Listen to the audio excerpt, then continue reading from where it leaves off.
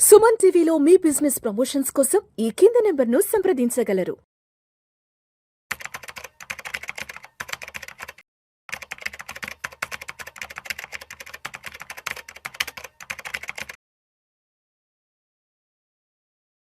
నమస్తే, welcome to Vishnu talks. నేను విష్ణు. ప్రస్తుతం నాతో పాటు SEBI registered and research analyst బ్రహ్మచారి గారు ఉన్నారు. సార్తో మాట్లాడదాం. సార్, బ్రహ్మచారి గారు నమస్తే సార్. నమస్తే విష్ణు.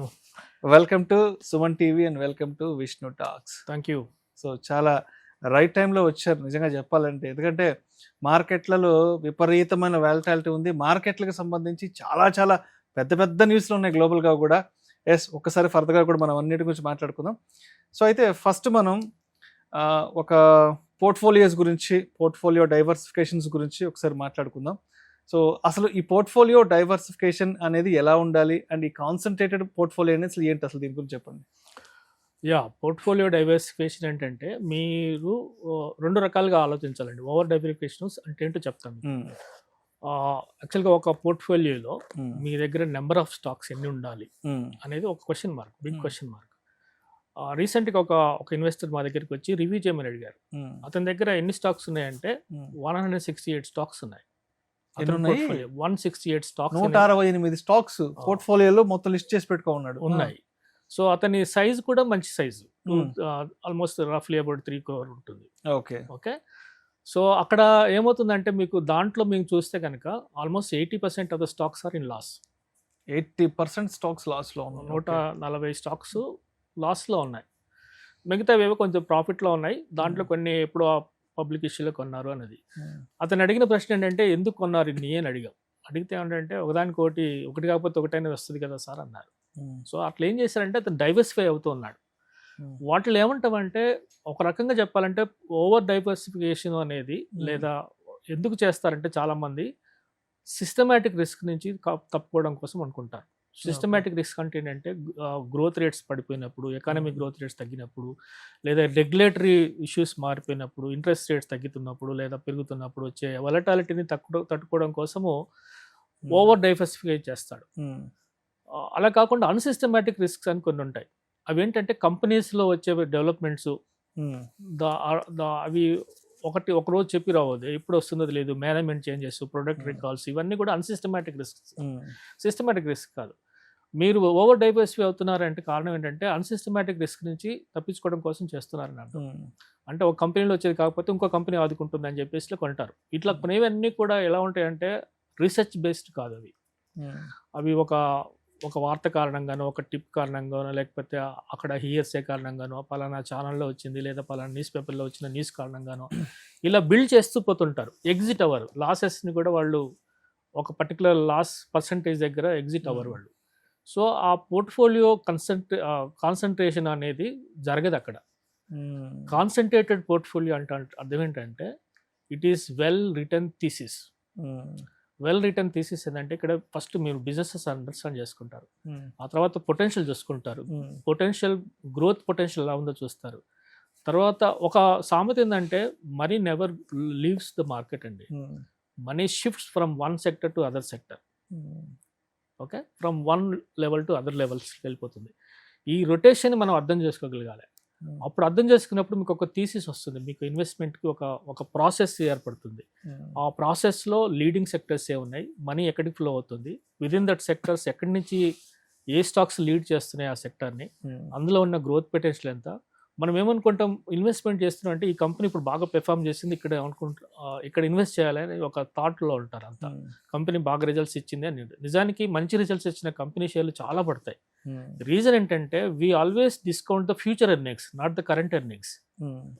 కరెంట్ ఎర్నింగ్స్ ఎప్పుడు కూడా ఆల్రెడీ డిస్కౌంట్ అయిపోయి ఉంటాయి మార్కెట్లో ప్రైసెస్లో.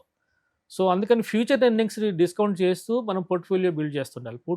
ఫ్యూచర్ గ్రోత్ పొటెన్షియల్టీ చూడాలి. అప్పుడు మనకి కాన్సన్ట్రేటెడ్ పోర్ట్ఫోలియో వస్తుంది. అలాగే కాన్సన్ట్రేటెడ్ పోర్ట్ఫోలియో అంటే ఎంత ఉండాలి, ఎంత సైజ్ ఉండాలి, ఐడియల్గా ఎంత ఉండాలి. 15 స్టాక్స్ అనేది చాలా ఐడియల్ అండి. 10 to 15 స్టాక్స్ చాలా ఐడియల్. 15 మ్యాక్స్ అంతే. ఇంకా 15 స్టాక్స్ చాలా ఐడియల్. ఫుల్ స్టాప్ పెట్టేసుకోవచ్చు. ఎందుకు అంటుందంటే ఇప్పుడు ఆ కంపెనీ గురించి మీరు వెల్ రీసెర్చ్ చేస్తారు, కంపెనీ గ్రోత్ పొటెన్షియల్ చూస్తారు, ఏ సెక్టర్లో ఉందో చూస్తారు. ఇప్పుడున్న పరిస్థితికి ఇంకా నెక్స్ట్ 5 yearsలో ఉన్న పరిస్థితికి ఉండబోయే పరిస్థితి ఏంటో చూస్తారు. స్ట్రాంగ్ ఫండమెంటల్స్ ఉంటాయి, గ్రోత్ పొటెన్షియల్ ఉంటుంది, బిజినెస్ తర్వాత అడ్రెసిబుల్ మార్కెట్ ఎక్కువగా ఉంటుంది. అడ్రెసిబుల్ మార్కెట్ అంటే ఏంటంటే మన ప్రొడక్ట్స్ ఎంత పెద్ద మార్కెట్ని క్యాటర్ చేయగలవు అనేది. అడ్రెసిబుల్ మార్కెట్ చాలా పెద్దగా ఉంటుంది. సో ఇవన్నీ రీసెర్చ్ చేసిన తర్వాత మనం ఒక we scan it, we narrow down and then identify. There is a process of building a portfolio, concentrated portfolio. Then narrow down చేసి ఐడెంటిఫై చేసిన తర్వాత there is a plan and execute.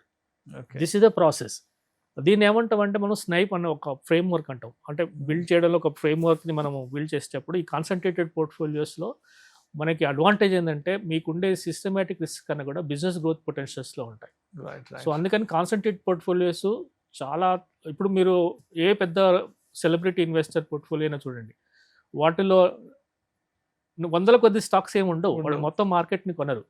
If you are increasing more than 30 or 40 అనుకుంటున్నారు అనుకోండి, మీ portfolio size పెరుగుతుంది. Index కొనండి, నిఫ్టీ 50 కొనండి, Nifty 50 ETFs ఉన్నాయి కదా చాలు. So that's enough. You are buying alternatively you are buying 50 stocks of Nifty. అంటే ఇక్కడ ఎలా ఉంటుందంటే సార్, ఫోమో అనేది ఒకటి ఉంటుంది, ఫియర్ ఆఫ్ మిస్సింగ్. కొంతమంది ఏమనుకుంటారంటే, అరే బ్రహ్మచారి గారి పోర్ట్ఫోలియోలో ఒక 20-30 ఉన్నాయి స్టాక్స్, నా దాంట్లో 5 ఉన్నాయి కాబట్టి నేనేదో మిస్ అయిపోతున్నాను, బ్రహ్మచారి గారు ఏదో లాగేసుకుంటున్నాడు మార్కెట్ నుంచి, ఏదో తెచ్చేసుకుంటున్నాడు, అంటే he's getting from the market something అనుకుంటారు. సో ఇటువంటి పర్సెప్షన్లో, ఇటువంటి ఫోమోలో ఉండి, అంటే మార్కెట్లో వచ్చే రిటర్న్స్ నేను మిస్ అయిపోతున్నాను, లేదంటే ఆ స్టాక్ మీద వచ్చే డివిడెండ్ నేను మిస్ అయిపోతున్నాను, కాబట్టి నేను కూడా సార్ లాగానే ఇన్ని స్టాక్స్ పెట్టుకోవాలి, ఇంత పోర్ట్ఫోలియో సైజ్ పెంచుకోవాలి అనుకున్న వాళ్ళకి ఏం చెప్తారు? పోర్ట్ఫోలియో బిల్డింగ్ అనేది ఒక నిజం చెప్పాలంటే ఆర్ట్ అది ఎగ్జాక్ట్లీ. సో నా పోర్ట్ఫోలియోలో సైజ్ ఎంత ఉండాలి, నేను ఎంత క్యాపిటల్ అలొకేట్ చేయాలి, నా దగ్గర ఇంత క్యాపిటల్ ఉన్నప్పుడు నేను ఒక స్టాక్కి ఎంత క్యాపిటల్ అలొకేట్ చేయాలి, దాన్ని ఏమంటాం weightage for the stocks. Exactly. ఈ వెయిటేజీ డిఫరెంట్ పర్స్పెక్టివ్స్ ఉన్నాయి దాంట్లో, దేనికి ఎంత వెయిటేజ్ ఇవ్వాలనేది. మేము నెక్స్ట్ వీక్ ఒక వర్క్షాప్ కండక్ట్ చేస్తున్నాం ఈ విషయంలోనే, portfolio building and alpha generation అంటాం. ఆల్ఫా జనరేషన్ అంటే ఏంటంటే బేసిక్గా మీ portfolio returns benchmark returns కన్నా ఎక్కువగా ఉండాలి. ఆ డిఫరెన్స్ ఆల్ఫా. అర్థమైందిగా మీకు? నిఫ్టీ ప్రతి సంవత్సరం 14% రిటర్న్ ఇస్తుందంటే మీరు అంతకన్నా మీ పోర్ట్ఫోలియో ఎక్కువ రిటర్న్స్ ఇవ్వగలగాలి. దాన్ని ఆల్ఫా జనరేషన్ అంటాం. ఈ ఆల్ఫా జనరేషన్ కోసం మనము ఏం చేయాలి అనే దాని మీద మనం ఒక I think my core strength is that only. నేను చెప్పాలంటే లాస్ట్ ఫ్యూ ఇయర్స్గా వర్క్ చేస్తున్నాం. We have done a lot of research on that. So ఇప్పుడు ఈ ఫోమో అనేది ఎప్పుడు మొదలవుతుందంటే when you are not following a particular thing అని అనిపించినప్పుడు మిస్ అవుతుంది. అంటే అది నేను మిస్ అయిపోయానే అని అనుకుంటాం కదా. అలా కాకుండా చాలామంది రిప్లికేట్ చేస్తారు దేన్ని, ఒక సెలబ్రిటీ ఇన్వెస్టర్ ని రిప్లికేట్ చేస్తారు, వాళ్ళ దగ్గర ఉన్న పోర్ట్ఫోలియోని యాజ్ ఇట్ ఈస్గా దించేస్తారు. కానీ వాళ్ళ లాజిక్స్ వేరు, వాళ్ళ క్యాపిటల్ వేరు, వాళ్ళ రిస్క్ ఎపిటైట్ వేరు, మీ క్యాపిటల్ వేరు, మీ రిస్క్ ఎపిటైట్ వేరు, మీ రిటర్న్ ఎక్స్పెక్టేషన్ డిఫరెంట్గా ఉంటుంది. ఎగ్జాక్ట్లీ. సో అది జరగదు. జరగకపోగా ఇంకొకటి ఏంటంటే సిచ్యువేషన్, 2 రకాల సిచ్యువేషన్స్ ప్రతి ట్రేడరు, ప్రతి ఇన్వెస్టర్ ఎదుర్కొంటాడు.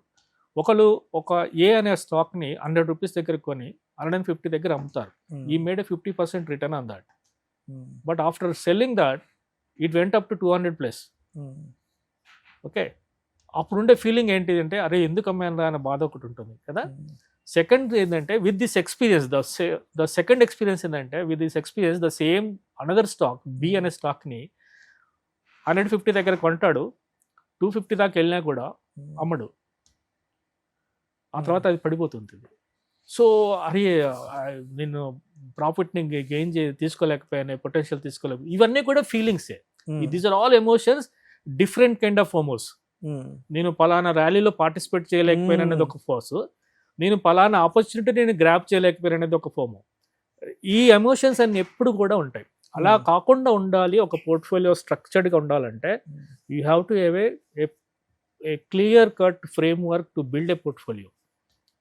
ఆ ఫ్రేమ్ వర్క్ ఎలా ఉండాలంటే first thing you must have an understand of the business cycles. Second thing sector performances and the identify the leading sector wear the money flowing. ఎక్కడికి money flow అవుతుందో select చేసుకోగలగాలి. ఇప్పుడు మార్కెట్లో ప్రతి sector మీకు ఎప్పుడు ఒక పీక్లో ఉండదు, కొన్ని లగార్డ్స్ ఉంటాయి, కొన్ని లీడర్స్ ఉంటాయి. విదిన్ దట్ లీడింగ్ సెక్టర్స్లో కొన్ని లగార్డ్స్ ఉంటాయి, లైక్ ఇన్ స్టాక్స్లో కొన్ని లీడర్స్ ఉంటాయి, they perform well. So identifying these leading sectors and leading stocks is again there is a process for that, there is a framework for that.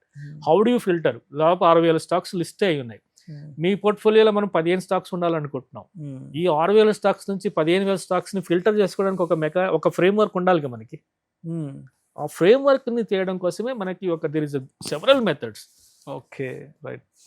అయితే ఇప్పుడు last ఒక 5-6 years నుంచి, Covid తర్వాత నుంచి stock market investment penetration బాగా buzz వచ్చేసింది. అంటే అప్పటి వరకు ఏదో ఒక, అంటే 2020 కంటే ముందు ఏదో ఒక 50 లక్షలు, 1 కోటి వరకు ఉన్న డిమాట్ అకౌంట్లు ఇవాళ దగ్గర ఒక 20 కోట్లకు వచ్చేసింది.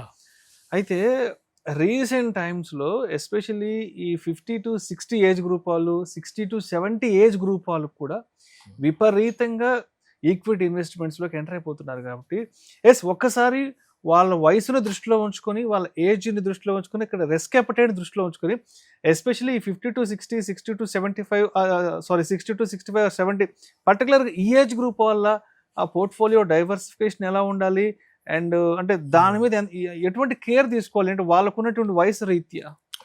So market is very dynamic sir, it is bigger than anyone expected. ఆ డైనమిజానికి మీరు ఎలా రియాక్ట్ అవుతున్నారు అనేది దట్ డిపెండ్స్. సో నేను 40 కిలోమీటర్స్ మించి బండి నడపలేను, you can drive more than 60 km/h. So at the same time నాకన్నా పెద్దవాళ్ళు I don't think that they will run at more than 40 kilometers or less కదా. సో ఆ స్పీడ్లో ఏదైనా ఒక అయినప్పుడు మీరు దాన్ని ఎలా హ్యాండిల్ చేస్తారనేది చాలా ఇంపాక్టెడ్. ఇది ఎందుకు చెప్తున్నానంటే మార్కెట్లో ప్రైస్ యాక్షన్స్ అనేది చాలా వేగంగా ఉంటాయి. ఒక రోజులో 20% డౌన్ సర్క్యూట్ పడుతుంది, ఒక రోజులో 30% పెరిగే రోజులు కూడా ఉన్నాయి. సో వాటికి మీరు ఎలా రియాక్ట్ అవుతారు? ఆ reactionary time that depends person to person. అందుకనే మన దగ్గరికి వచ్చే ఇన్వెస్టర్స్ అందరికీ మనం రిస్క్ అపెటైట్ అంటే రిస్క్ ప్రొఫైలింగ్ చేస్తాం. రిస్క్ ప్రొఫైలింగ్ చేయడం అనేది. సో ట్రేడింగ్ అనేది అలాగే ఇన్వెస్టింగ్ అనేది 2 different ఆస్పెక్ట్స్. ట్రేడింగ్ అందరికీ సూట్ అవుతుందని నేను చెప్పలేను. ఈవెన్ వీక్ హార్ట్స్కి, ఎమోషనల్లీ ఇంబ్యాలెన్స్డ్ ఉన్న వాళ్ళకి trading work I don't suggest them to do. Investing అన్నా కూడా, ఇన్వెస్టింగ్ అంటే కొనేసి కొన్ని సంవత్సరాల పాటు ఉంచడం అనేది కూడా కాదు. యావరేజ్గా ఏమవుతుందంటే మార్కెట్స్లో ప్రైస్ యాక్షన్స్లో ఏంటంటే బేసింగ్ ఫార్మేషన్స్ అని ఉంటాయి. ఒక బేస్ ఫామ్ అవడానికి 5 weeks నుంచి, అంటే టైట్ బేస్ అయితే కనుక 5 to 8 weeks, అంతకన్నా ఎక్కువైతే కన్సల్టేషన్స్ అంటాం. ఈ బ్రేక్అవుట్స్ వచ్చే తర్వాత వచ్చే longer the consultations, longer the bases, consultation తర్వాత వచ్చే బ్రేక్అవుట్స్ 25% ర్యాలీ విదిన్ 5 to 8 weeksలో వస్తుంది. So 8 weeksలో 25% return is a good return. మీకు 10 స్టాక్స్లో కనీసం ఒక 5-6 స్టాక్స్ మీకు ఆ రిటర్న్స్ ఇస్తాయి. 2 స్టాప్ లాస్లు ట్రిగ్గర్ అవుతాయి, ఒకటి బ్రేక్అవుట్ తర్వాత మూవ్ అవ్వదు, and at the same time stop loss కూడా ట్రిగ్గర్ అవ్వదు. ఇలాంటి కండిషన్స్లో కనుక మీరు బిల్డ్ చేసుకుంటూ పోతే, దాన్ని ఐడెంటిఫై చేస్తూ దాన్ని చేయగలిగితే, maximum period is 8 weeks to 12 weeks portfolio హోల్డింగ్తో స్టాక్ క్యాష్ మార్కెట్లోనే చేయగలిగిన వాళ్ళు మేము అది కూడా చెప్పాము. సో అలా చేయగలిగినప్పుడు మీరు అవుట్ పర్ఫార్మెన్స్ కాదు, నిజానికి చెప్పాలంటే సూపర్ పర్ఫార్మెన్స్ వస్తుంది. అంటే more than 50% returns in a good market conditions.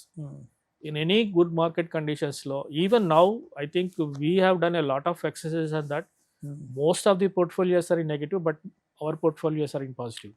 So దాని ప్రాసెస్ ఏంటంటే ఇది డైనమిక్లీ మేనేజ్డ్ పోర్ట్ఫోలియోస్ అంటాం.